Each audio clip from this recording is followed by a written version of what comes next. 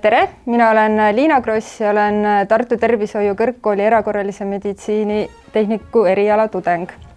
Ja näitan teile täna, kuidas peatada nina-vere jooksu.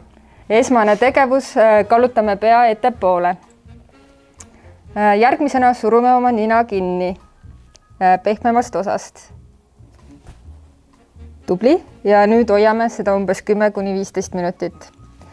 Samal ajal kõigil on ilmselt kodus külmkapis vanema poolt korjatud külmutatud marju või jääkuubikuid, pigem marju, et võtate külmkapis sügavkülmast midagi külma ja asetate selle kas kuklale või nina juurele. Aga kindlasti ei tohiks seda külma panna otse vastu nahka, sest võivad tekkida nahakahjustused, ehk siis soovitatav on panna see rätiku sisse. Ja siis hoida seda kukla peal.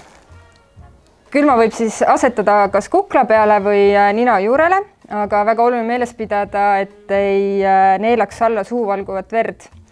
Et see võib põhjustada oksendamist ja iiveldamist, et sülitage veri enda ees olevasse kaussi. Ja tegelikult ei tasu selle video peale ära ehmuda, sest Kristina ei oska meil lihtsalt pitsat süüa ja tegemist on ketšupiga.